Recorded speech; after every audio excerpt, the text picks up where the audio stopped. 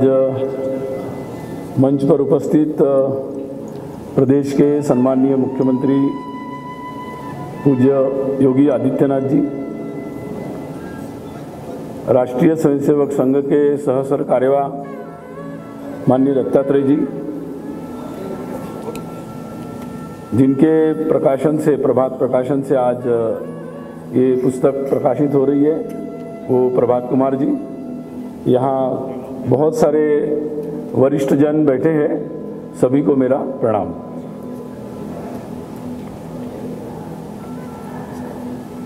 वैसे मैंने तो बहुत कुछ किताब में लिख डाला है, इसलिए अभी यहाँ कुछ और ज़्यादा कहूँ उचित नहीं होगा।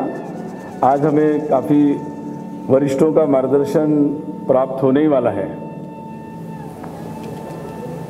वैसे मूल में कोई मेरा छोटे छोटे कार्यक्रम के लिए छोटी छोटी पुस्तिकाएं बनाना, ये काम तो लंबे समय से चल रहा था, लेकिन कभी कोई ऐसा पुस्तक लेखन का कोई अभ्यास नहीं था। लेकिन पिछले कई वर्षों से लगातार यूनिवर्सिटीज़ में विद्यार्थियों के बीच में जाने का एक अवसर लगातार मिला और एक लगातार कोई न कोई विषयों पर चर्चा होती थी। चर्चा के बाद औपचारिक अनौपचारिक बहुत सारे प्रश्न, जिज्ञासा भी चलती थी। और लगातार ये अनुभव कुछ वर्षों से आ रहा था कि बहुत सारी जिज्ञासा है लोगों को भारत के बारे में,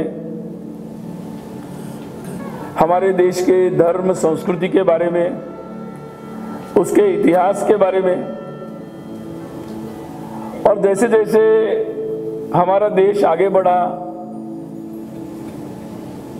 नए प्रकार की टेक्नोलॉजीज आई, तो एक ऐसी पीढ़ी भी तैयार होने लगी कि जिसको पूरी दुनिया के बारे में जानकारी मिलती है और उनके मन में एक तुलनात्मक विचार भी चल रहे हैं। एक समय ऐसा भी गया कि कुछ लोगों ने लिख दिया, बोल दिया, वही चलता रहा। लेकिन अनुभव आया कि जो राष्ट्रीय स्वयंसेवक संघ और उसके स्वयंसेवकों ने जो विभिन्न प्रकार के कार्य किए, उसके माध्यम से जो जागृति चल रही थी, उसका कहीं ना कहीं परिणाम अनुभव में आने लगा।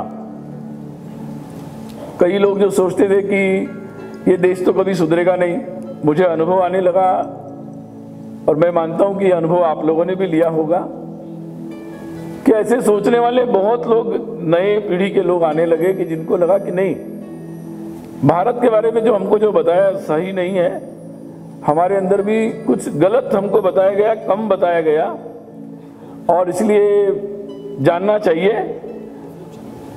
और ये जिज्ञासा लगातार बढ़ते हुए मैं अनुभव कर रहा था।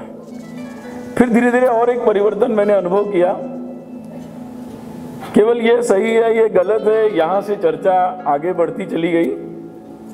और पिछले कुछ वर्षों से, लगभग मैं 10-12 वर्षों से तो बोल ही सकता हूँ, एक विचार सबके बोलने में आता था कि अब हम इसके लिए हम क्या कर सकते हैं, हम इसको कैसे कर सकते हैं।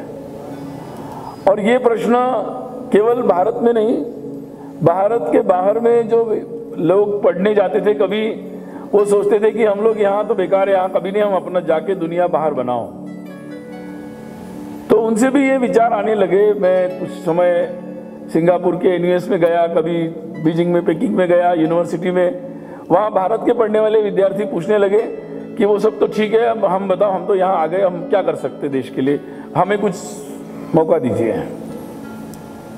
और ये विचार जो था कि पार्टिसिपेट करने का, शामिल होने का, और केवल सरकारों पर निर्भर होने की जगह अपने से कुछ स्वयं करना, वो प्रक्रिया कई प्रकार की हो सकती थी। और फिर वो पूछते थे कि फिर आप लोग क्या करते हैं, संघ क्या करता है, हम लोग जो जानते हैं। तो और अनुभव यह है कि सब लोगों को ये समझ में आता था कि हम संघ में जुड़ सकते हैं, संघ के संगठन में जुड़ सकते हैं, या हम अपना जो भी काम कर रहे हैं, जहाँ भी हम बैठे हैं, जिस पोजीशन पे बैठे हैं, उसमें भी हम लोग अगर संघ से प्रेरित होते, संघ को समझते हैं, तो हमें कोई रास्ता मिल सकता है अगर हम जिस प्रोफेशन में, वहाँ भी हम कुछ अच्छा देश के लिए काम कर सकते हैं, अपने समाज को बेहतर बना सकते हैं। ये जो एक सुधार और एक बदलाव जो मैं लगातार अनुभव कर रहा था, और ये लगातार कई प्रश्नों के जवाब में दे रहा था और उसका एक सुखद अनुभव भी ले रहा था, तभी ये विचार मन में आ रहा था कि इसको कुछ विस्तार से सबके सामने रखना चाहिए। फिर एक विचार भी आ रहा था कि 1947 में हमारे संविधान निर्माताओं ने कुछ सपना देखा आज़ादी के आंदोलन में। अब आने वाले समय में जब 100 वर्ष हो जाएंगे 2047, तो तब हम लोग कहाँ तक पहुँच जाएंगे। और अब ये जो अनुभव आ रहा था, लगा कि अगर ये पीढ़ी अब जो जिसके मन में ऐसा आ रहा है वो जुड़ जाएगी तो बहुत कुछ बदलाव होगा।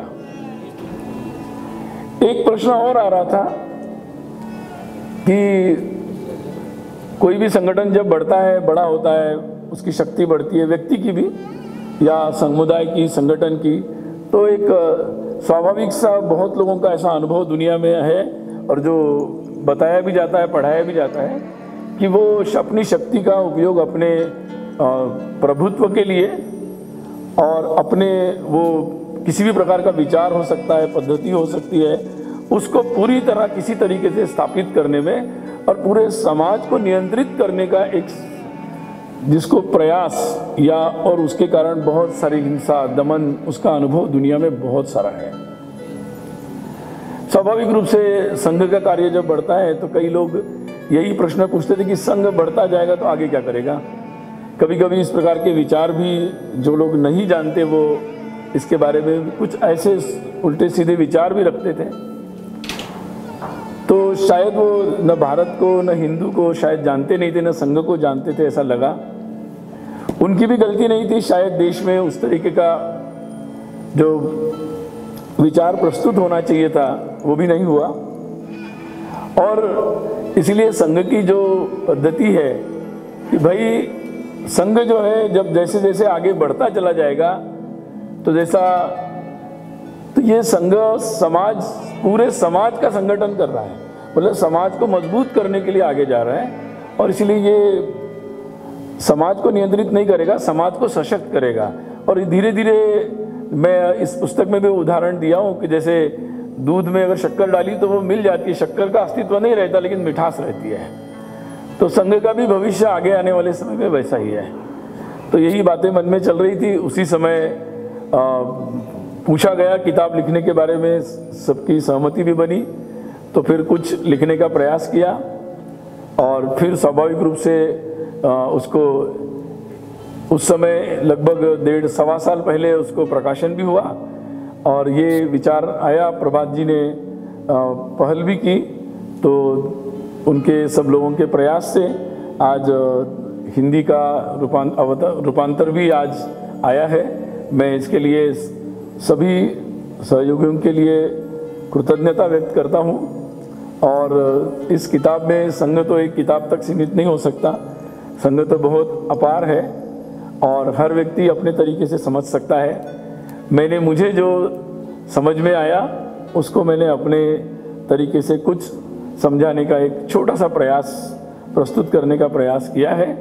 बाकी मुझे लगता है कि यहाँ बहुत सारे ऐसे लोग हैं कि जो उसको और अच्छे तरीके से प्रस्तुत कर पाएंगे और करते हैं। तो मैं उन सब के प्रति जो भी इसमें कमी है वो मेरी है, बाकी जो बहुत अच्छा है वो सब संघ का है, देश का है। नमस्कार।